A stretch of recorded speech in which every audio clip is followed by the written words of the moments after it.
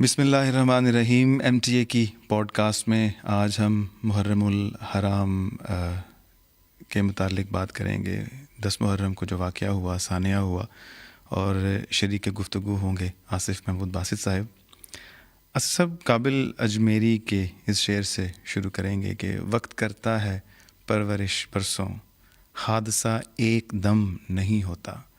10 محرم الحرام کا دن ہے، کربلا کا مقام ہے۔ نواسۂ رسول جو کہ جنت کے نوجوانوں کے سردار ہیں، جو کہ حضور صلی اللہ علیہ وآلہ وسلم کے پھول ہیں، ان کو شہید کر دیا جاتا ہے۔ بڑے اسلامی تاریخ کے تکلیف دہ ترین اور اندوہ ناک ترین ثانیوں میں سے ایک، جس میں کسی شک و شبہ گنجائش ہی نہیں، تفصیلات اس کی دل خراش، اور جس طرح بھی آپ نے کہا کہ بھئی نواسۂ رسول صلی اللہ علیہ وسلم آج تک ہم یاد کرتے ہیں۔ اپنا طرز ہے یاد کرنے کا، دکھی دل سے یاد کر، مسلمان بڑے دکھے دل کے ساتھ انہیں یاد کرتا ہے اور اس سانحے کو یاد کرتا ہے، اور اس پہ ریاکٹ کرنے کا بھی اپنا طریق ہے سب کا۔ اور ہم یہاں کسی کے طریق کو کرٹیسائز کرنے نہیں بیٹھے، وہ جیسے کرتے ہیں وہ انہیں مناسب لگتا ہوگا جیسے بھی، تو ہم ان کو تو انڈرمائن کرنے یہاں بیٹھے نہیں کہ ہم کہیں گے۔ لیکن حسین کی یاد رضی اللہ عنہ کی، کربلا کے سانحے کی یاد ایک دل خراش یاد ہے۔ لیکن کیا یہ یاد صرف اس حد تک ہے کہ نبی کریم صلی اللہ علیہ وسلم کے نواسے حسین کی شہادت ہوئی اس دن، یا یہ سانحہ اس سے گہرا ہے؟ کیونکہ نواسہ نبی کریم صلی اللہ علیہ وسلم کے وہ تھے، لیکن کیا اس واقعے کی اہمیت صرف اس وجہ سے ہے کہ نبی کریم صلی اللہ علیہ وسلم کے ایک عزیز کی وفات ہو گئی اس دن، اور بڑے جو ہے وہ دردناک طریقے سے جو ہے وہ انہیں شہید کر دیا گیا؟ اتنا تو نہیں ہو سکتا صرف۔ تو جس کا مطلب یہ ہے کہ حضرت امام حسین کو جب ہم دیکھیں، اور اس دن پہ جب ہم گفتگو کرنے بیٹھیں یوم عاشور کے حوالے سے اور اس اندوہ ناک سانحے کے حوالے سے، تو ہمیں دیکھنا ہوگا اور سمجھنا ہوگا کہ کیا حسین رضی اللہ عنہ کو ہم صرف نواسۂ رسول کے طور پہ اور ان کی شہادت کو نواسۂ رسول کی شہادت کے طور پہ یاد کرتے ہیں، یا ہم اس سے کچھ سبق حاصل کرنا چاہتے ہیں؟ اور کیا یہ صرف سوگ منایا جائے یا آگے بڑھا جائے؟ اسلام میں سوگ کے حوالے سے تو بڑی واضح قسم کی ہدایات ہیں، نبی بھی اس سے مستثنیٰ نہیں ہے کہ آپ اس کا سوگ کتنا اور کتنے دن تک منا سکتے ہیں۔ تو ہم تو 1500 سال میں سوگ ہی منا رہے ہیں۔ تو کیا سوگ ہی ہو؟ تو ان کو یاد کرنا، دکھ کا اظہار کرنا، ظاہر اس طرح عرض کی بڑا اندوہناک واقعہ تھا، دردناک۔ تو اس سے پھر ہمیں ظاہر ہے کہ یہ کوئی ایسی چیز ہے جس سے ہمیں کچھ سیکھنا ہے کہ واقعہ کربلا جو ہے، کیا اس دن صرف امام حسین شہید ہوئے، یا کیا اس دن ہم یہ بھی دیکھیں کہ اس دن امت مسلمہ کی وحدت ہمیشہ کے لیے شہید کر دی گئی، قیادت ہمیشہ کے لیے شہید کر دی گئی، بلکہ قیادت کا تصور گویا ایک لمبے عرصے کے لیے جو ہے وہ ختم کر دیا گیا۔ جی ٹھیک ہو گیا۔ سب حضرت امام حسین رضی اللہ تعالیٰ عنہ جب نکلے کوفہ کے لیے تو کہا جاتا ہے کہ 4 ماہ کا سفر تھا۔ جی، آپ تشریف لے گئے مدینہ، پھر وہاں سے آپ 4 ماہ قیام کیا، پھر ذوالحجہ میں وہاں سے آپ کوفہ کی طرف روانہ ہوئے اور راستے میں روک لیا گیا۔ جی، تو کیا یہ جو ثانیہ تھا اس کا آغاز یہ 4 ماہ قبل ہی ہوا تھا، یا اس کی جو جڑیں ہیں وہ کچھ پیچھے بھی جاتی ہیں؟ ہم سب اس کی جڑوں کو تلاش کرتے اگر نکلے ہیں تو میرا خیال ہے وہ بہت پیچھے تک جاتی ہیں، زمانہ قبل اسلام میں جاتی ہیں، پڑاؤ لیکن آتے ہیں جہاں پہ ہم دیکھ سکتے ہیں کہ اچھا یہاں ایک ٹرننگ پوائنٹ اس کی جڑوں میں آیا، جی، اور یہاں ایک ٹرننگ پوائنٹ اس کی جڑ میں آیا۔ اس کی روٹس گہری بہت ہیں، قبل اسلام تک جا نکلتی۔ مثلا دیکھیں قبائلی جو سسٹم تھا، جو ٹرائبل سسٹم تھا، جس میں بے شمار نیشن ہوڈ کا تو تصور کوئی نہیں تھا۔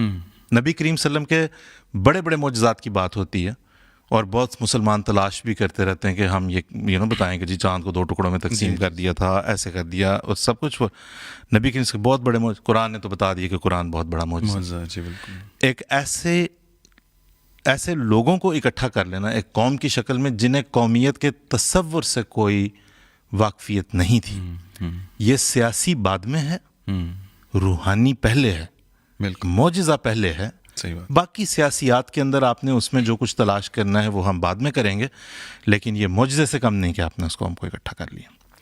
اب وہ جو قبائلی جھگڑے چلے آتے تھے، نبی کریم صلی اللہ علیہ وسلم نے انہیں ختم کر دیا. یہ سسٹم سوٹ بھی بہت سو کو کیا، بالخصوص غریبوں مسکینوں کو تو بہت سوٹ کیا. اس لیے کہ دیکھیں آپ کی پہچان آپ کا قبیلہ نہیں ہے، آپ کی پہچان یہ نہیں ہے کہ آپ غلام ہیں. بنیادی پہچان اس نام سے لوگ یاد تو رکھتے تھے کہ فلاں فلاں کا غلام تھا، آزاد کردہ ہے یا وغیرہ جیسے بھی، لیکن آپ ایک صف میں اکٹھے کھڑے ہوں گے. آپ کے حقوق ایک سٹیزن کے طور پہ، ایک مسلمان کے طور پہ، سٹیزن کے طور پہ اس ریاست میں اور مذہبی لحاظ سے کوئی فرق نہیں ہے آپ میں اور آپ کے جو آپ کا مالک ہے اس کے حقوق میں. تو یہ سب قبائل جو ہیں وہ یہ اکٹھے ہوئے. ہم اگر مکہ تک اپنے آپ کو اس وقت محدود کر لیں، مکہ جو ہے وہ ڈیبیٹس ہم ایک طرف رکھتے ہیں کہ آج کل جو اس کے ٹریڈ سینٹر ہونے پہ بھی ہے، وہ سب ایک طرح یہ مسلمہ حقیقت ہے کہ وہ حجاز کے علاقے کا ایک بہت بڑا ٹریڈ سینٹر تھا. وہاں پہ ہمیشہ سے لیڈرشپ کے اوپر مسئلہ رہا کہ کون ہے جو اس کا کسٹوڈین ہوگا. ٹھیک ہے نا، کیونکہ ظاہر ہے وہاں پہ خانہ کعبہ تو موجود تھا. اس کے لیے جو ہے وہ قبائل، بہت سارے لوگ جو سفر کے دوران وہاں سے آتے جاتے، وہ بھی آتے گزرتے تھے. حج کا مہینہ، پھر فیسٹیولز جو ہو رہے تھے، سب کچھ جو ہو رہا تھا. تو اس کے جو والی تھے، اس کا والی کون ہوگا، اس میں کبھی جو ہے وہ رولز بھی تقسیم ہو گئے کہ جی پانی پلانے کی ان کے ذمہ ہو، کھانے وغیرہ کی زکایا وغیرہ. تو اس میں ہم دیکھتے ہیں کہ قریش کا جو قبیلہ ہے، جو کہ بہت سے قبیلوں کی خود بھی ایک گویا کنفیڈریشن سی ہم کہہ سکتے ہیں کہ جو مل کے ان کو اکٹھا کر کے قصی بن کلاب نے جب انہیں اکٹھا کیا، ان کا جو ہے وہ سردار، ٹھیک ہے جی، قصی. اس کے بعد آگے اس کی اولاد میں جس طرح سے سلسلہ چلتا ہے مکہ کی ولایت کا، کہ اس کے والی ہونے کا، تو اس میں ہم دیکھتے ہیں کہ وہاں سے آگے اس کے آگے اولاد میں گیا، اور وہاں پہ اس کی اولاد میں عبد الدار ہیں، عبد مناف ہیں، اور اولاد ہے. ٹھیک ہے جی.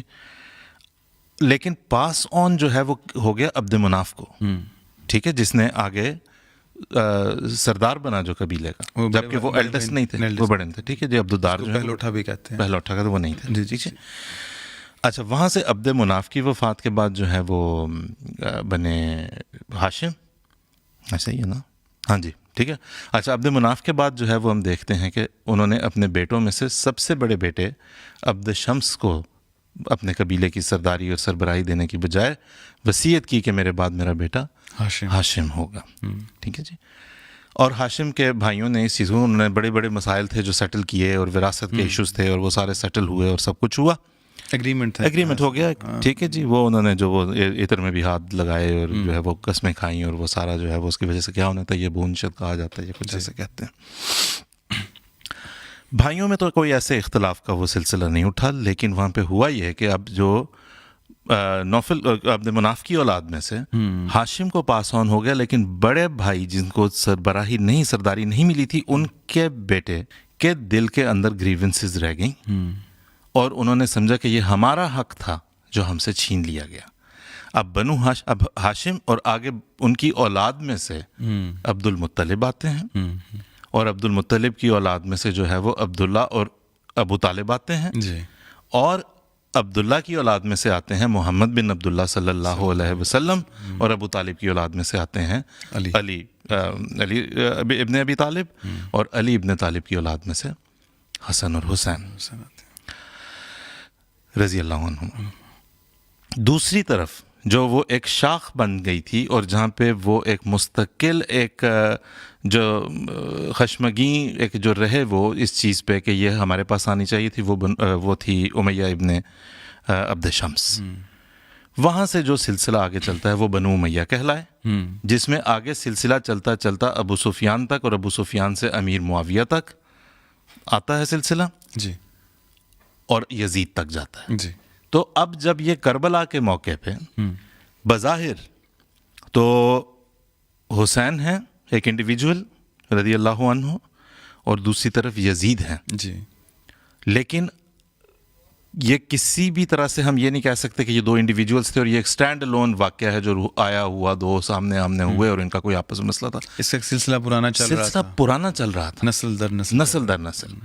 اور عرب معاشرے کے اندر وہی کریکس دوبارہ پیدا ہونے والی تھیں جن کو نبی کریم صلی اللہ علیہ وسلم نے ختم کیا تھا، یعنی کہ قبائلی جو کریکس تھیں وہ آنے والی تھیں. تو اس کی روٹس ہم اگر سیاسی طور پہ دیکھتے ہیں تو وہاں اس کے ڈنڈے وہاں جا کے ملتے ہیں جو زمانہ قبل اسلام میں جا نکلتے ہیں، جو دو خاندان بنے جس کو ڈائنیسٹیز بھی کہتے ہیں، ایک لحاظ سے دو ڈائنیسٹیز کا سلسلہ شروع ہوا، سب ٹھیک ہو گیا. لیکن حضور صلی اللہ علیہ وآلہ وسلم کے دور میں تو یہ معاملہ ختم ہو، اگرچہ منافقین تھے، قرآن کریم میں بھی ذکر ہے، سب سلسلہ چلتا ہے. اس دور میں یہ جو واقعہ ہوا، اس دور میں جس طرح آپ کہہ رہے تھے نا مختلف پڑاؤ آئے، اس دور میں اس کا پڑاؤ کیا تھا؟ کہاں سے یہ دوبارہ اجاگر ہو گئی چیزیں اور پھر سے اختلافات چل نکلے اور پھر وہ مسئلے مسائل اور سب کچھ؟ بالکل. اس میں دیکھیں سب یہ اب یہ کہ نبی کریم صلی اللہ علیہ وسلم کی وفات ہوئی، جس ابھی آپ نے فرمایا کہ حضرت ابوبکر خلیفہ منتخب ہوئے، خلیفۃ الرسول، اور اختلافات کی جڑیں بنیادیں جیسی تیسی ہلکی پھلکی کہیں کہیں یہاں وہاں لیکن اٹھنی شروع ہو گئیں. لوگ تو کرتے ہیں اعتراض کی شکل میں اس پہ بات، جی کہ جی یہ کیا ہوا سر، لیکن اعتراض تو تب ہوتا جب نبی کریم صلی اللہ علیہ وسلم نے فرمایا کچھ ہوتا صلی اللہ علیہ وسلم اور ہوا کچھ ہوتا. درست. نبی کریم صلی اللہ علیہ وسلم نے تو جتنا روڈ میپ نبی کریم صلی اللہ علیہ وسلم کے سامنے کلیئر تھا اتنا کسی نبی کے سامنے اس کی امت کا کبھی بھی روڈ میپ اتنا کلیئر نہیں رہا. تو آپ نے تو ایسے جیسے سال بسال دیکھ کے اگلے آنے والی 14-15 صدیوں اور اس کے بعد کے بھی احوال جو ہیں وہ بتا دیے، بے شک ہے نا. آپ اتنا قریب سے دیکھ رہے تھے کہ آپ نے فرمایا کہ قیامت کا اور میرا زمانہ یوں ہے، اور بہت سے صحابہ نے بھی یہ سمجھا کہ شاید آپ کے آپ کی وفات کے بعد جو ہے وہ آن سیٹ قیامت کی جو آمد کا سلسلہ ہے وہ شروع ہو جائے گا اس کے ظہور کا. جبکہ اس کو یوں بھی سمجھا جا سکتا ہے کہ وہ نبی کریم صلی اللہ علیہ وسلم کا اتنی قریب سے ویژن تھا ان حالات کا کہ کیا سے کہا کدھر سے چلتے ہوئے سارے سلسلے جائیں. حضور نے تو فرما دیا میرے بعد خلافت رہے گی اور تقریباً 30 سال کے عرصے تک رہے گی. اس کے بعد یہ ہوگا، اس کے بعد بادشاہتیں ہوں گی، اس کے بعد ایسے ہوگا، اس کے بعد ایسے ہوگا، یہ سارا سلسلہ ہوگا. نبی کریم صلی اللہ علیہ وسلم کے ذریعے جو خدا تعالیٰ نے دین بھیجا وہ اس دنیا کے ہر انسان کے لیے تھا، اور اس دنیا کے اندر اگر وہ فٹ نہ ہوتا اس دنیا کے اندر تو پھر وہ مذہب جو ہے وہ irrelevant تھا. جو سلسلہ ابھرتا ہے وہ اپنے ایک پورے سائیکل میں سے گزرتا ہوا اپنے کلائمیکس پہ جاتا ہے، پھر اس کے بعد اس کے اندر طرح طرح کے مسائل آتے ہیں، وہ سائیکل اوپر سے نیچے، نیچے سے اوپر دوبارہ سفر کرتا ہوا آزمایا جاتا ہے، اور پھر نبی کریم صلی اللہ علیہ وسلم نے جہاں پہ لے جا کے اس کو بعد جو خاموشی اختیار کی، ثم سکت سعاد کیا جہاں وہ ایک آخری کلائمیکس کے اوپر چلیا. تو نبی کریم صلی اللہ علیہ وسلم کے سامنے تو واضح تھا. تو وہ وقت وہ گزرا، خلافت آئی، اور جیسے it's very human, it's very much natural for any system, you know, تو اسی سسٹم میں چلتا ہوا وہ ایک سائیکل چلا ہے. اور اس کے بعد عین نبی کریم صلی اللہ علیہ وسلم کی پیش گوئی کے مطابق اس کے اندر شکست و ریخت جو ہے وہ ظاہر ہونا شروع ہو گئی.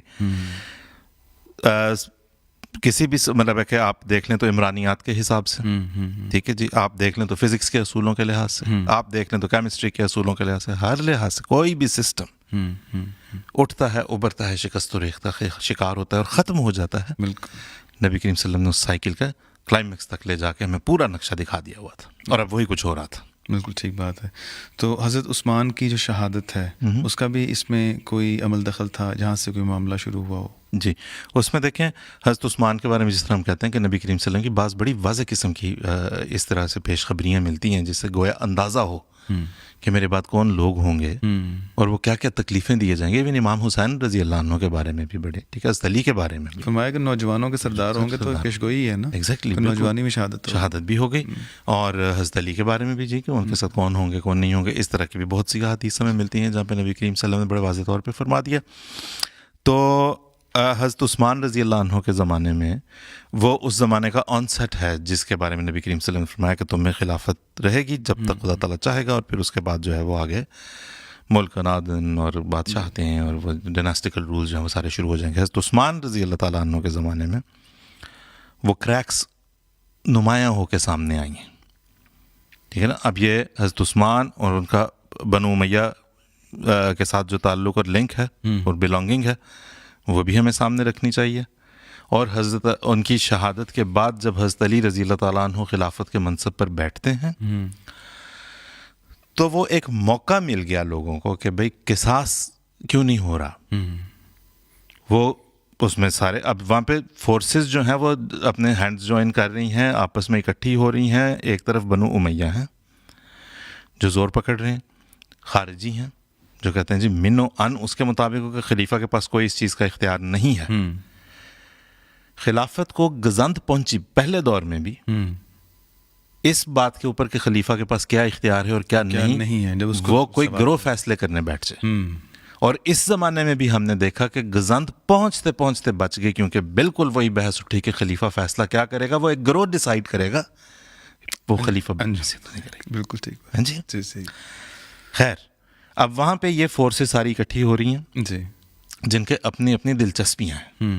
یہ واپس اپنے اپنے قبائلی اس سے نظام کے اندر واپس جانے کی کوششیں تھیں, کیونکہ ان کے نزدیک یہ تھا کہ جی نبی کریم صلی اللہ علیہ وسلم جو ہے انہوں نے ہم سب کو اکٹھا کیا, تو جس کو کہتے ہیں لنچ پن, جس سے یہ سارا پکڑا ہوا تھا یہ سارے قبائل کو اکٹھا, وہ تو نکل گیا بیچ میں سے, دھاگے کے بیچ میں سے. تو اب یہ بکھر گئی ہے, یہ جو پھرکی ہے وہ اتر گئی, اور اب وہ ادھر ادھر جو ہے وہ ساری چیزیں اپنا ردہ کی جنگوں کے پیچھے اگر دیکھا جائے تو وہ بھی یہی سلسلہ ہے. صحیح کہ بس اب تو ہم پابند نہیں ہیں, ہم پابند تھے محمد رسول اللہ کے, اب ہمارے اوپر سے پابندی اٹھ گئی اور اب ہم بس اپنی راہ لیں گے. جی جی جی. اور حضرت ابوبکر صدیق جو ہیں خلافت کا اگر اس وقت کام دیکھیں کہ جو نبی نے بتایا اس نبی کی بتائی ہوئی ہر بات قائم و دائم رہے گی اس کی خلافت کے ذریعے سے, تو وہاں پہ حضرت ابوبکر صدیق رضی اللہ. خیر, تو یہاں پہ حضرت علی کے فیصلوں کے اوپر جو ہے وہ یہ سارے سلسلے شروع ہوتے ہیں. حضرت علی کی شہادت ہو جاتی ہے. ان سارے سلسلوں میں قصاص والا مسئلہ ہم دیکھتے ہیں, اس کی وجہ سے جو کچھ ہوا جنگ جمل اس کے نتیجے میں ہوتی ہے, جو بڑا ایک افسوسناک دوبارہ ایک بڑا واقعہ ہے جی, جس کی تفاصیل جو ہیں وہ دکھ دیتی ہیں. جی جی جی جی. ہم اس کی جو بھی صورت بناتے رہیں لیکن تکلیف دہ ہے. جنگ صفین ہوتی ہے جہاں پہ اصل میں یہاں پہ اب جو ہے وہ بنو ہاشم اور بنو امیہ سامنے آ گئے, کیونکہ امیر معاویہ گورنر ہیں سیریا میں, شام میں, اور بڑے سکلڈ اور ٹرینڈ گورنر ہیں اور بڑے لائق گورنر ہیں. یہ اس میں تو ماننے میں حرج کوئی نہیں ان کی لیاقت. ان کا ایکسپوجر دیکھیں کہاں پہ تھا.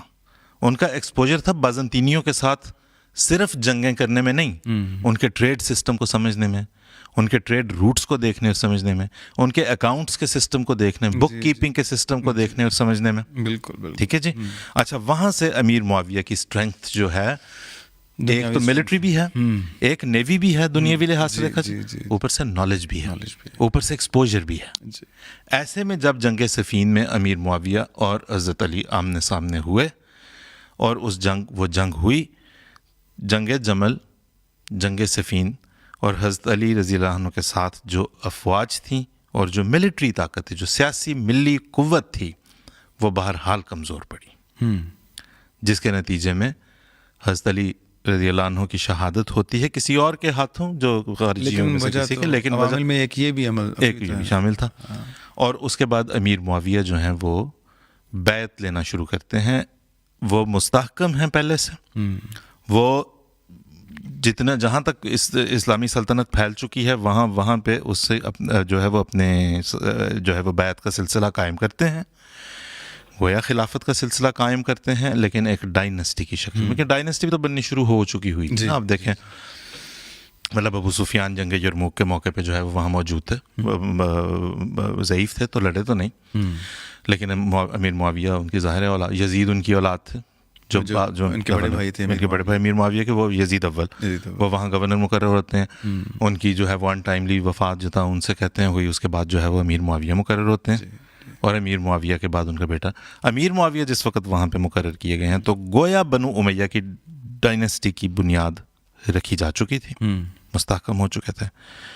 اور وہاں سے انہوں نے جو ہے وہ بیعت کا سلسلہ کیا, کنٹرول لیا پوری سلطنت کا, اور اس کو جو ہے وہ اپنے زیر نگیں کیا. بعض علاقوں سے ظاہر ہے تھوڑی سی ان کی نظر انہیں زیادہ رکھنی پڑتی تھی, اور وہ تھا حجاز, مکہ اور مدینہ, جو لمبا عرصہ جو ہے وہ نبی کریم صلی اللہ علیہ وسلم کے زمانے میں بھی اور پھر بعد میں بھی خلفاء کے زمانے میں حضرت علی تک نرو سینٹر رہا تھا, پوری سلطنت, پوری جماعت کا بھی اور مرکز تھا وہ. وہاں کیا ایکٹیویٹی ہو رہی ہے جہاں پہ کبار صحابہ آج بھی موجود ہیں, نبی کریم صلی اللہ علیہ وسلم کے قریبی عزیز آج بھی موجود ہیں, جی جی اور ان کی اولاد بھی موجود ہے. لہٰذا وہاں پہ نظریں خاص طور پہ زیادہ باریکی کے ساتھ رکھی گئیں, انہیں قریب بھی رکھنے کی کوشش کی گئی, انہیں خوش بھی رکھنے کی کوشش کی گئی. لیکن اب ایک چیز جو شروع ہو چکی تھی نبی کریم صلی اللہ علیہ وسلم کی پیش گوئی کے مطابق, تو وہ اختلافات وہاں پہ ابھرنا شروع ہو جاتے ہیں. اچھا, سب اتنی آپ نے تفصیل سے بیان کیا, ہمیں یہ نظر آتا ہے کہ حضرت امام حسن رضی اللہ تعالیٰ عنہ, حضرت علی کی وفات کے بعد حضرت امام حسن رضی اللہ تعالیٰ عنہ جو ہیں, انہوں نے حضرت مسیح موعود کے الفاظ میں یہ پسند نہ کیا, الفاظ ملتے جلتے ہی ہیں, ایگزیکٹ نہیں ہیں, کہ خون خرابہ ہو, جی, اور اس لیے آپ نے خلافت سے دستبرداری اختیار کی اور حضرت امیر معاویہ سے گزارا لے لیا, الاؤنس کہہ لیں, وظیفہ کہہ لیں, صرف یہ ایک نشان کے طور پر, ایک سمبل کے طور پہ کہہ لیں. لیکن حضرت امام حسین رضی اللہ تعالیٰ عنہ نے پسند نہ فرمایا کہ فاسق اور فاجر کے ہاتھ پر بیعت کریں. اور اب سوال یہ پیدا ہوتا ہے کہ اگر آپ کو کسی سے اختلاف ہے تو آپ الگ تھلگ ہو کے خاندان کو لے کے ہجرت بھی کر سکتے ہیں, ہجرت کا بھی ایک فنامنا موجود ہے جی, اسلام میں. لیکن ہم دیکھتے ہیں کہ حضرت امام حسین رضی اللہ تعالیٰ عنہ نے جس بھی طرح کولیبریشن ہوئی کوفہ والوں کے ساتھ, تو آپ نے باقاعدہ ایک لحاظ سے یزید کے خلاف ایک محاذ جو ہے وہ اس کو کھڑا کیا, اور وہاں پہ آپ تشریف لے گئے. اب یہاں پہ بھی دو صورتیں ہیں, بعض لوگ کہتے ہیں کہ یہ ایک مذہبی فریضہ سمجھتے ہوئے حضرت امام حسین تشریف لے گئے تھے, اور بعض لوگ یہ کہتے ہیں کہ یہ ایک سیاسی محاذ تھا. آپ کا اس بارے میں کیا خیال ہے؟ اچھا دیکھیں, اس میں پھر ہم دوبارہ وہاں پہ آتے ہیں کہ نبی کریم صلی اللہ علیہ وسلم نے جو روڈ میپ دیا, اس کی انڈرسٹینڈنگ صحابہ نے اپنے اپنے طرز پہ اس کی, ٹھیک ہے نا. اب جس طرح دیکھیں, اگر تو اس طرح کلیئر کٹ ہوتا کہ نبی کریم صلی اللہ علیہ وسلم فرماتا 30 سال تک خلافت رہے گی, تو حضرت امام حسین تو اس کام میں پڑھتے نا, وہ کہتے 30 سال ہو گئے ہیں تو میں اس محاذہ رائی میں کیوں پڑھوں, یا اب تو خلافت تو قائم رہنی نہیں ہے, تو ہوا کرے جو ہونا. جس طرح عرض کی کہ وہ دو کہاتین والی جو ہے جی 2 انگلیوں کی طرح ہے, اس کے بارے میں صحابہ کا, ان کو بہت سے صحابہ کو یہ لگتا رہا وفات کے بعد, وصال کے بعد, کہ اب قیامت آئی گی, آئی, وہ آج تک نہیں آئی. ہاں جی, تو اس کو بھی ظاہر ہے دیکھنے اور سمجھنے کے طریقے تھے. دوسری بات یہ ہے کہ مطلب ہے کہ ایک آرکیٹیکٹ ہے, وہ بڑی محنت کے ساتھ, ایک سول انجینئر, ایک بہت بڑی پیاری خوبصورت بلڈنگ کھڑی کرتا ہے, اور کہتا ہے کہ جی اس کی عمر جو ہے وہ 90 سال ہے اس بلڈنگ کی, ٹھیک ہے. اور بعد میں اس کے جو ہے وہ جو اسی کمپنی کے, یا آگے اس کی اولاد نے اگر انہیرٹ کیا ہے, اس کی کمپنی چل رہی ہے, تو 90 سال کے بعد آپ کو کہیں کریک نظر آتا ہے بلڈنگ کے اندر, کیا آپ گرتی ہوئی دیوار کو ایک دھکا اور 2 کریں گے کہ پھینکو, گراؤ, 90 سال ہو گئے, آؤ مل کے اس کو توڑیں اور گرائیں؟ پیش گوئی تو موجود تھی, لیکن نبی کریم صلی اللہ علیہ وسلم کی جماعت ابھی 60 سال کا تو عرصہ گزرا تھا جب یہ کربلا کا سانحہ پیش آیا, اور ایک قوم کی عمر میں 60 سال کا عرصہ تو ہوتا ہی کچھ نہیں ہے, ابھی آپ کے صحابہ موجود تھے اس دور میں. جی جی. تو اس کو اس عمارت کو کسی طرح بچایا جا سکتا ہے, اور کب تک بچایا جا سکتا ہے, یہ حضرت امام حسین کے خلوص سے بھرپور گہرائی میں ڈوبی ہوئی ان کی یہ کوشش تھی کہ کسی طرح سے. اور یہاں پہ دوبارہ میں نانا حضور کی بات نہیں کروں گا, کیونکہ میں جو ہے وہ فخر الرسل حضرت محمد مصطفیٰ صلی اللہ علیہ وسلم کے اوپر اترنے والے دین کی اور اس کے قیام کے لیے ایک بہت بڑے واریر کی بات کروں گا. Warrior in the very spiritual sense of the term, مجاہد, جی, مجاہد اعظم, جس نے کہا کہ نہیں بھی اسے بچانا چاہیے. کہاں جا کے میں بچا سکتا, کون سی پاکٹس ہیں جو سیف ہیں؟ کیا مکہ سیف تھا؟ مکہ سیف نہیں تھا. مدینے سے ہجرت کر کے آئے تھے, وہ بھی نہیں, کیونکہ وہاں ہر جگہ پہ تو بنو امیہ کے گورنرز بیٹھے ہوئے تھے. اور جہاں پہ انہیں ایمبوش کیا گیا, جہاں پہ رستے میں انہیں پکڑا گیا, وہاں پہ بھی انہیں, جب وہ مکہ سے کوفہ تشریف لے جا رہے ہیں, تو پکڑ کے کہا گیا کہ بھئی جب یزید کی فوجوں نے آ لیا, انہوں نے کہا مدینے نہیں جا سکتے, مکہ نہیں جا سکتے, کوفہ نہیں جا سکتے. کوفے میں دیکھیں وہ جو ہوپ تھی حضرت امام حسین کا, وہ سفر جس کا بھی آپ نے ذکر کیا, اس کے پیچھے کیا ہو سکتا ہے؟ اس کے پیچھے آپ کا جو آپٹیمزم ہے, جو آپ کی خوشگمانی ذرا منفی سی ٹرم ہو جاتی ہے, لیکن آپ کا جو حسن ظن ہے وہ یہ ہے کہ وہاں جہاں پہ خلافت ہو, میرے والد کو نہیں, خلافت کو جہاں سے سہارا ملا اور جو اس کے ساتھ رہے اور جنہوں نے اسے ڈیفینڈ کیا اور جو اس کے سلطانان نصیر بنے تھے، میں ایسی جگہ پہ چلتا ہوں جہاں ایک پریسیڈنٹ سیٹ ہے پہلے سے کہ انہیں خلافت کی سمجھ بوجھ ہے اور یہ سمجھیں گے اس بات کو کہ اس وقت جو ہے وہ امت مسلمہ کو سنبھالنے کے لیے کسی ایک لیڈر کی ضرورت ہے. جی. سو امام حسین نے یہ سفر اختیار کیا جس میں امام حسین نے اپنی جان دے دی. اصل یہ بہت ہی افسوسناک واقعہ ہوا. ہم اسی کو لے کے چل رہے ہیں اور مقصد ہمارا یہ نہیں ہے کہ ہم اس واقعے کو بار بار یاد کریں. جی. مقصد تو یہ ہے کہ ہم اس سے کیا نتائج اخذ ہوتے ہیں ان کو دیکھیں، سوچیں. تو سوال یہ پیدا ہوتا ہے کہ حضرت امام حسین رضی اللہ تعالیٰ انہوں نے ایک مشن کے لیے اپنی جان قربان کر دی. تو وہ جو اس عظیم ہستی کی لیگسی ہے اس سے امت مسلمہ نے کیا فائدہ اٹھایا، کیا سبق حاصل کیے، کیا ٹیک ہوم میسج تھا جو وہ لے کے گئے یا کیا بنا؟ دیکھیں سب بات یہ ہے کہ کربلا کے واقعے، امام حسین رضی اللہ عنہ کی شہادت کے واقعے کو بہت کثرت میں سب سے کثرت سے بیان ہونے والا واقعہ امت مسلمہ میں اور تاریخی لحاظ سے جو ہے وہ بہت کثرت سے بیان ہوتا ہے. اس میں دیکھیں عام لوگ تو نبی کریم صلی اللہ علیہ وسلم اور آپ کے نواسے کی محبت میں اور فاطمہ کے رضی اللہ عنہ کے لال کی محبت میں اور علی کے جگر کے ٹکڑے کے محبت میں بجا طور پہ افسردگی محسوس کرتے ہیں. بالکل. دیکھنا یہ ہے کہ لیڈروں نے کیا کیا، جنہوں نے قوموں کا فیصلے کرنا. ٹھیک ہے جی. اگر تو جس طرح میں نے کہا اگین اس کو یہ تنقید نہ لی جائے کہ کون اچھا کرتا ہے، تو اپنا اپنا طریقہ اظہار ہے. کہیں لیڈروں نے یہ کیا کہ ہر سال اس دن سب کو اکٹھا کر کے ان کے خون اتنے گرماؤ کہ رات کو ٹھنڈے پڑ جائیں. ٹھیک ہے جی. تو وہ چند گھنٹے چند دن میں بھی، ٹھیک ہے جی، بات لیڈروں کے اوپر ہے، عام لوگوں کے اوپر نہیں. دوسری طرف بھی اور جگہوں پہ بھی آپ دیکھیں گے تو یہی قصے ہیں، کون کس طرح سے ایک ژانرا ایک صنف بن گئی. جی. جیسے نعت جو ہے وہ ایک ہندو بھی بڑی اچھی لکھ سکتا ہے، اسے اگر کرافٹ آتا ہے، لکھی بھی ہیں، اگر اسے کرافٹ آتا ہے، وہ ڈکشن آتی ہے، وہ ووکیبلری آتی ہے، میٹر کا اس کو پتا ہے، وہ بڑی آپ اس کو کہیں وہ لکھ دے، بڑی معروف نوحہ لکھ دے گا، مرثیہ لکھ دے گا، بالکل بڑا اچھا لکھ دے گا. صحیح بات. تو یہ بن گیا ایک ژانرا، ایک صنف بن کے رہ گئی کہ چلو جی اس میں تباہ آزمائی کرو. مرثیہ کون اچھا لکھتا ہے، مرثیہ پڑھتا کون اچھا ہے، امام حسین کا. اور جو بیان ہے واقعہ کربلا کا وہ کون کیسے کرتا ہے کہ قوم سامنے بیٹھی جو آپ کی آڈینس پھوٹ پھوٹ کے رونے لگے. بالکل. تو ٹیک ہوم میسج ہماری یونٹی ختم ہو گئی تھی. اگر ہم اس میں سے یعنی کہ امت مسلمہ کی یونٹی اس دن آنے والی کئی صدیوں کے لیے جو ہے وہ بکھر کے رہ گئی، شہید ہو گئی، قیادت شہید ہو گئی، خلافت شہید ہو گئی اس دن آنے والے بہت ساری صدیوں کے لیے. تو ہمیں یہ کیا سبق سکھاتا ہے کہ ہم کہاں واپس جائیں اور حسین سے کیا سیکھیں رضی اللہ عنہ سے. کیا صرف یہی؟ کیونکہ دیکھیں دین کی راہ میں جان تو بہت سارے لوگوں نے دی ہے. بہت سے اسلامی ملکوں کے فوجی آپ کہہ سکتے ہیں بھائی انہوں نے دی اپنے مذہب کے اپنے قوم کے لیے اپنے ملک کے لیے جان دے دی. اسلام کی بچت کے تحفظ کے لیے بہت سارے لوگوں نے اپنی جانیں دیں. تو کیا امام حسین کی شہادت کو ہم اسی طرح سے سید الشہداء ہیں، ان کی شہادت کا منصب اتنا زیادہ کیوں ہے؟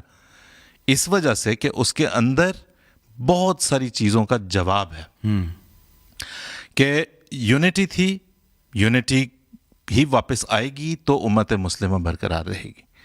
وہ جو دوبارہ سے واپس خلافت علی منہاج نبوت نے آنا ہے تو اس میں اس قسم کی قربانی کے جذبے ہوں گے تو وہ واپس آئے گی اور قائم رہے گی.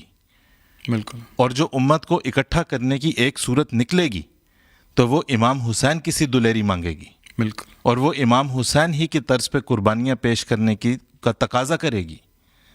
سبق تو یہ ہے، نہ کہ یہ کہ ہم مغربی ممالک کی اپیزنگ کے لیے، ان کو خوش رکھنے کے لیے، ان کو خوش کرنے کے لیے ہم کہیں پہ کسی قسم کا وہ کر ہی نہیں، ہے ہی نہیں محاذ کسی قسم کا. بالکل. اور جہاں ہے وہاں بڑا غلط قسم کا ہے. امام حسین تو کہیں پہ دہشت گردی کی تعلیم نہیں دے کے گئے. آپ کی شہادت اس چیز کا ثبوت ہے. جس طرح ابھی آپ نے حضرت مسیح موعود علیہ السلام کے الفاظ میں بتایا، کسی فاسق فاجر کے ہاتھ پہ بیعت کرنے سے بہتر ہے کہ ہم اپنی جان دیں. وہ تو دیکھیں اور پھر کلمہ گو بمقابلہ کلمہ گو ہے. جی امام حسین کلمہ گو تھے اور ان کو کلمہ گو کرنے لوگوں کے ہاتھوں ہی شہید ہونا پڑا. جی جی دکھ تکلیف کیسی, ٹھیک ہے جی, کہ آخری زمانے میں بھی دیکھیں اسی طرح یہی سب کچھ ہو گیا. آج بھی ہر ایک کے نزدیک دوسرا فرقہ جو ہے وہ کافر ٹھہرا. تو وہ ریمائنڈر ہے کربلا ہمارے لیے کہ جو جب تک یہ نفرتوں کی بنیادیں ہیں. اب آپ دیکھ لیں نا, مثلا ہم کہتے ہیں کہ جی آخری زمانے میں جو امام مہدی آئیں گے وہ ہوں گے سید و سادات, نبی کریم صلی اللہ علیہ وسلم کی اولاد میں سے ہوں گے. ٹھیک ہے جی, حسن اور حسین کی اولاد, وہ حضرت علی کی اولاد میں سے, فاطمہ کی اولاد میں سے ہوں گے. جی اور یوں وہ اپنا وہ کہاں آئے گا امام مہدی؟ حسین کا لینیج آپ کے سامنے تھا, کسی کو شک نہیں تھا کہ حسین جو ہے وہ نواسہ رسول ہے. اس کو بھی تو شہید کر دیا, آپ نے اس کو قبول نہیں کیا.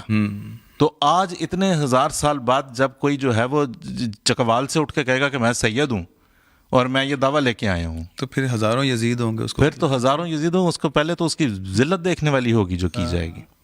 تو یہ نام و نسب جو ہیں یہ دیکھنا ہوگا کہ رسول کریم صلی اللہ علیہ وسلم کی مراد کیا تھی. بالکل ٹھیک بات. تو حسین میں ایک یہ سبق بھی ہے رضی اللہ عنہ میں اور ان کی شہادت میں کہ صرف نسب جو ہے اس پہ اگر آپ ڈائریکٹ, جس کے اوپر کسی کو کوئی ڈسپیوٹ نہیں تھا کہ یہ نبی کریم صلی اللہ علیہ وسلم کی اولاد سے ہے کہ نہیں, اس کے ساتھ کیا سلوک, اگر اس کے ساتھ یہ سلوک ہوا تو آپ 1400 سال 1500 سال بعد جب نسب کی بات ہو رہی ہے اور جب اب میری قبر میں دفن ہونے کی بات ہو رہی ہے اور اسمہ اسمی اور یہ ساری باتیں جب اور میرے نام ہوگا, میری قبر, والدہ, یہ سب باتیں سوچنے سمجھنے کے لائق ہوں گی. کیونکہ اگر آپ نہیں سوچیں سمجھیں گے اور اگر اپنا عاقبت اندیشی سے کام لیں گے تو امت مسلمہ کربلا کے سانحے سے کبھی ریکور کر ہی نہیں سکے. اچھا ایسا غیر بھی یہ بات کرتے ہیں کہ مسلمانوں کی عجیب یہ حالت ہے کہ مسلمان دنیا میں اتنی بڑی تعداد میں ہیں, مسلمان اگر دیکھیں جی اپنے مذہب کی طرف دیکھیں تو وہ کہتے ہیں کہ جی ہمارا خدا قادر خدا ہے, سب سے اعلیٰ خدا ہے, جو خدا کا تصور ہم دیتے ہیں کوئی مذہب نہیں دیتا. بالکل ٹھیک. ہمارا رسول خاتم النبیین ہے, ہماری کتاب جو ہے وہ خاتم الکتب ہے, سب سے اعلیٰ کتاب ہے. اور اس کتاب میں جو مسلمانوں کے لیے وعدے ہیں جی وہ وعدے ایسے ہیں کہ دنیا میں کوئی تمہارا مقابلہ کر نہیں سکتا. جی لیکن جب وہ اپنی موجودہ صورتحال, اپنی حالت دیکھتے ہیں تو وہ ایک کنفیوژن کے شکار ہوتے ہیں, کیونکہ اس کی جو ظاہری یا عملی تصویر ان کو دنیا میں امپلیمنٹ ہوتی نظر نہیں آتی. جی تو ایسا اس بارے میں آپ, اس کا کیا یہ وہی سلسلہ ہے جو کربلا سے شروع ہوا تھا اور آج تک مسلمان جو ہیں وہ اس میں مبتلا ہیں اور باہر ہی نہیں نکلنے کو آ رہے؟ ہم سے دیکھیں, میری جو ناقصی اس میں انڈرسٹینڈنگ ہوگی وہ تو یہ ہے کہ مسلمان ہے کون اور کیا ہے, اسلام تھا کیا. نبی کریم صلی اللہ علیہ وسلم جب آپ کے اوپر نبوت نازل ہوئی اور آپ کو نتھار کے الگ کر کے جب نمایاں کر کے پیش کیا گیا دنیا کے سامنے, آپ نے جب دعویٰ فرمایا ہے, کیا آپ کے پاس اس وقت کوئی دنیاوی طاقت تھی؟ آپ کے پاس وہ آیات تھیں جو آپ پہ نازل ہو رہی تھیں جو اصلاح نفس کے لیے ایک نسخہ کیمیا تھی, اپنی ذات کی اصلاح کیسے کرنی. اسلام نازل ہوا تاکہ ہر فرد اپنے اصلاح نفس کا کام کر سکے, قرآن کے سے رہنمائی لیتے ہوئے, نبی کریم صلی اللہ علیہ وسلم کی سنت سے رہنمائی لیتے ہوئے. زمانہ بڑی تیزی سے بڑھتا چلا گیا اور آج یہ والی جو فرسٹریشن ہے اپنی حالت کی طرف دیکھ کے, اس میں اسلام کا جو تزکیہ نفس کا اور اپنے اصلاح نفس کا جو ایلیمنٹ ہے وہ کہیں اور رہ گیا. ٹھیک, یہ وہ بات آ گئی یہاں تک کہ جی اسلامی مملکت ہم یہ کر دیں گے, ہم وہ کر دیں گے, ہم نظام مصطفیٰ رائج کر دیں گے. یہ اسلامی مملکتوں کے دعوے کہاں سے رائج کر دو گے؟ تمہارا معاشی نظام کیا ہے؟ کیپٹلزم. ٹھیک ہے جی, تم نظام مصطفیٰ کا نعرہ لے کے نکلے ہو, IMF کے قرض لینے نکلے ہوئے ہو, یہ سارے سلسلے کرنے نکلے ہوئے ہو. تمہارا پولیٹیکل سسٹم کیا ہے؟ Western democracy. اور تم جو ہے وہ نظام مصطفیٰ کا قیام کر لو گے. اور نظام مصطفیٰ بھی تو وہ بھی تو اسپانسر کسی اور نے کیا تھا. کسی اور نے کیا تھا. کون سی کسی مسلمان نے کیا. اور فرض کریں اپنی کوئی ایسپریشن ہوتی, کہاں سے لے آؤ گے نظام مصطفیٰ؟ بالکل. صرف داڑیاں بڑھا لینا, صرف جبے پہن لینا, صرف جو ہے وہ گلیوں میں ریلیاں نکال لینا اور صرف بینر اٹھا کے جو ہے وہ ختم نبوت زندہ باد پھرتے رہنا, یہ نظام مصطفیٰ نہیں ہے. بالکل صحیح بات. وہ تو اوور ہالنگ مانگتا ہے. ہاں, راتوں کو جاگنا, تہجد. ٹھیک ہے جی. آپ یہ دیکھیں کہ جی پاکستان اسلامی مملکت، ہاں جی، اسلامی جمہوریہ اسلام، ٹھیک ہے جی. ایران جو ہے وہ ایک اسلامی جمہوریہ، ترکی جو ہے وہ ایک مسلم کنٹری، سعودی عربیہ مسلم کنٹری، یمن اسلامک ملک گویا، ٹھیک ہے جی. اب یمن اور سعودی عربیہ دونوں جب لاگر ہیڈ، جب وہ ہیڈ ٹو ہیڈ آئے ہیں، کیا سعودی عربیہ امریکہ کی پالیسی سے اختلاف کرے گا ان ٹرمز آف یمن؟ ان کی آپ کے سیاسی ماسٹرز، آپ کے جو پولیٹیکل ماسٹرز آج بھی کلونیل ماسٹرز ان کو کہنا، وہ تو کہیں اور بیٹھے ہیں، تو مغرب میں بیٹھے ہیں. جی بالکل. تو نام لینا ہے اس چیز کا اسلام کا، اور اس کے بعد جو ہے وہ جو بنیادیں ہیں، جو آپ کے پاس ایمونیشن ہے، وہ آپ کہیں اور سے ادھارا مانگ کے لے کے آئے ہوئے ہیں. تو اس طرح تو کام بنتا نہیں ہے، لہٰذا یہ فرسٹریشن ہے. اور again going back to Karbala, وہاں تو جان دے دی امام حسین، تشخص نہیں چھوڑا، تشخص اپنا نہیں چھوڑا. یہ جان دے دیں گے، لیکن یہ نہیں ہوگا کہ ہم اسلام کے نام پہ اس کچھ کا کچھ بگاڑ کے پیش کر دیں صرف اس لیے کہ ہماری سیاسی ضروریات پوری ہو جائیں. سیاسی ضروریات جنہوں نے پوری کرنی تھی انہوں نے کر لی، فتح کے شادیانے بجا لیے. امام حسین کے سر مبارک کو معذرت سخت کوفت ہوتی ہے سوچ کے کہ ایک ٹرافی کی طرح اٹھا کے پھرے. وہ تھے شادیانے بجانے والے. وقتی طور پہ تو انہی کی فتح ہوئی نا، وقتی طور پہ تو ان کی فتح ہوئی، اور ان کے نزدیک وہ نعوذ باللہ وہ ان کے وہ بغاوت کرنے والا ایک وجود تھا، نعوذ باللہ ان کے نزدیک. بالکل ایسا ہی ہے. لیکن امام حسین کی لیگیسی ہمارے لیے یہ ہے جسے ہم آج سمجھتے ہیں کہ تشخص اپنا نہیں، اسلامی تشخص اپنا، نبی کریم صلی اللہ علیہ وسلم کی الہی تعلیم قرآن کریم کے ذریعے سے اسے نہیں چھوڑا. اصل جب ہم بیٹھتے ہیں تو یہ بھی ذہن میں آتا ہے کہ حضرت مسیح موعود علیہ السلام پر کئی اعتراضات بھی کیے جاتے ہیں، لیکن اب وقت نہیں ہے کہ ان کو پوچھا جائے، پھر کسی اور وقت اس پہ بات ہو جائے گی. ایسا اختلاف شروع ہوا کربلا کے بعد کہ آج تک ختم نہیں ہو رہا. جی. اور سمجھنے کی ضرورت ہے امت مسلمہ کو کہ حضور صلی اللہ علیہ وآلہ وسلم کی جو پیش گوئیاں ہیں، جیسا کہ آپ نے فرمایا، جو پورا ایک روڈ میپ ہے، اس میں جو آخری اینٹ ہے خلافت حقہ اسلامیہ کی، جی. جب تک اس کی پناہ میں نہیں آئیں گے جی. تب تک ممکن نہیں کہ دوبارہ سے اسلام کا غلبہ نہ ہو. بالکل. اور وہ جو کنفیوژن ہے جس کا ذکر ہو رہا تھا، اس سے مسلمان باہر نہ آئیں. ایک میں گزارش یہاں پہ کروں کہ ایک اور سبق جو اس میں ہے، اس کے بعد جو ایک بڑا ڈرفٹ پیدا ہوا ہے، وہ آج ہم اسے سنی اور شیعہ کے نام جی پہ جی دیکھتے ہیں. جی. آپ یہ نہیں کہہ رہے کہ امام حسین کے ہم یہ شیعہ ہیں، دونوں ہی محبت کرتے ہیں، دونوں محبت کرتے ہیں، لیکن یہ جو اسکزم ہے، یہ جو ڈیوائیڈ ہے، یہ جو تقسیم ہے، یہ بعد میں بڑی پیدا ہے. یہ ایک ایسا پھانس جو یوں چلا ہے تو وہ لمبا بہت زیادہ خلیج جو ہے وہ وسیع سے وسیع تر ہوتا چلا گیا، اور دیکھیں آج کہاں کا کہاں ہے. جب تک یہ موجود ہے یہاں پہ اگین جو محمد رسول اللہ صلی اللہ علیہ وسلم کی پیش گوئیاں، آپ کی تعلیمات جو امام حسین کی شہادت کے ذریعے سے ظاہر و باہر و ثابت ہو گئیں آنے والے وقتوں کے لیے. آپ کے اس ایام الفتن کے ساتھ جہاں پہ امام حسین کی شہادت اور کربلا کا تعلق ہے، یہ دو بڑی ڈیوائڈز تو ختم نہیں ہو سکتی. جی. نبی کریم صلی اللہ علیہ وسلم نے آئندہ آنے والے زمانوں ایام الفتن کی جو تریاق بتایا ہے، وہ آخری زمانے کے ایک سیویئر، ایک نجات دہندہ کے طور پہ بتایا ہے، ایک منجی کے طور پہ بتایا. عیسیٰ علیہ السلام کے دوسری آمد کا جو ہے مسیح کا، امام مہدی کا ظہور ہے. اب امام مہدی کا ظہور کی انڈرسٹینڈنگ اہل تشیع کی بالکل اور ہے، اہل سنت کی بالکل اور ہے. اگر تو وہ اہل سنت کے معیار کو پاس کرتا ہے، وہ مدعی جو کہ امام مہدی ہونے کا مدعی ہے، اگر وہ سنی ٹیسٹ پاس کرتا ہے، وہ شیعوں کو قابل قبول نہیں ہے. جی. وہ شیعہ ٹیسٹ پاس کرتا ہے تو وہ سنیوں کو قابل قبول نہیں ہے، جس کا مطلب یہ ہے کہ اس پہ کبھی دوبارہ امت متفق نہیں ہو سکے. اجماع مشکل ہے. تو آخری زمانے میں جس نے آنا ہے اسے وہ ہوگا جو سنی اور شیعہ ڈیوائڈ سے ٹرانسینڈ کرتا ہے. حکم عدل آئے گا نا، حکم اور عدل آئے گا. بالکل. جو آ کے بتائے گا ادھر کی یہ بات درست ہے، ادھر کی یہ بات درست ہے. اور یوں حسین دوبارہ زندہ ہوں گے انشاءاللہ، کئی 100 کی شکل میں انشاءاللہ ضرور ہوں گے. سب جو اختلاف شروع ہوا جی آج بھی جاری ہے. سلسلہ کچھ یوں ہے کہ راستہ ہے کہ کٹتا جاتا ہے، فاصلہ ہے کہ کم نہیں ہوتا. اس کو کم کرنے کا وہی طریقہ ہے جیسے کہ آپ نے بھی فرمایا کہ خلافت حقہ اسلامیہ کے زیر سایہ آ جائے. بہت شکریہ، آپ نے وقت دیا. جزاکم اللہ. السلام علیکم ورحمۃ اللہ. وعلیکم السلام.